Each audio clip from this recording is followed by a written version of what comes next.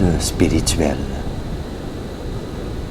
La prière est le sacrifice spirituel qui a supprimé les anciens sacrifices. À quoi bon, dit le Seigneur, m'offrir tant de sacrifices, des holocaustes, de béliers, la graisse des veaux, j'en suis rassasié, le sang des taureaux, les agneaux et les boucs, je n'en veux plus. Qui donc vous a demandé de m'apporter tout cela? Ce que Dieu réclame, l'Évangile nous l'enseigne. L'heure vient, dit Jésus, où les vrais adorateurs adoreront le Père en esprit et en vérité. En effet, Dieu est esprit. Et c'est pourquoi il cherche de tels adorateurs. Nous sommes les vrais adorateurs et les vrais sacrificateurs. En priant dans l'esprit, c'est par l'esprit que nous offrons en sacrifice la prière. Victime qui revint à Dieu, qui lui plaît, qu'il a recherché, qu'il s'est destiné.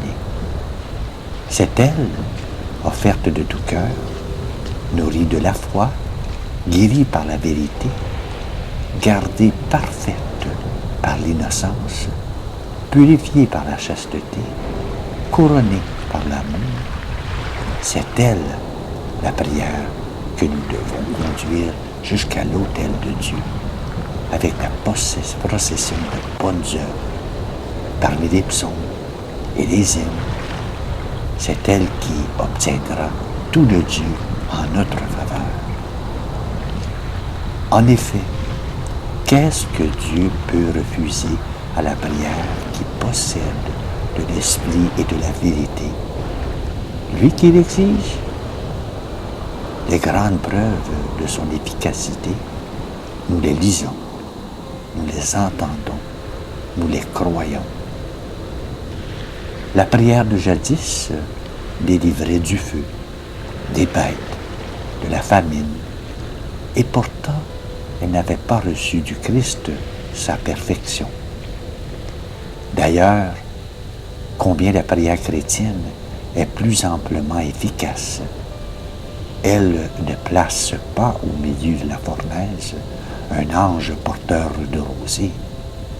Elle ne ferme pas des gueules des lions. Elle n'apporte pas aux affamés le repas des moissonneurs. Elle n'écarte aucune souffrance par un bienfait particulier. Elle forme par la patience ceux qui pâtissent, ceux qui souffrent et qui s'affligent. Elle développe la grâce par son efficacité pour que la foi sache ce qu'elle peut obtenir du Seigneur en comprenant qu'elle souffre pour le nom de Dieu. Autrefois, la prière infligeait des calamités, mettait en déroute des armées ennemies, arrêtait les bienfaits de la pluie. Mais maintenant, la prière de justice détourne toute colère divine, monte la garde en faveur des ennemis, supplie pour les persécuteurs. Est-il étonnant qu'elle ait su obtenir de force les eaux du ciel, puisqu'elle a pu en faire tomber le feu? C'est la prière seule qui triomphe de Dieu. Mais le Christ n'a pas voulu qu'elle produise aucun mal. Toute la vertu qu'il lui a conférée est pour le bien. Aussi, tout ce qu'elle sait faire, c'est rappeler les âmes des défunts du chemin qui conduit droit à la mort, fortifier les faibles, guérir les malades, délivrer les possédés, ouvrir les prisons, défaire les chaînes des innocents. C'est elle encore qui lave les fautes, repousse les tentations, arrête les persécutions, réconforte les timides, adoucit les magnétismes, guide les voyageurs, apaise les flots, paralyse les bandits, nourrit les pauvres, modère les riches, relève ceux qui sont tombés, retient ceux qui trébuchent, raffermit ceux qui restent debout.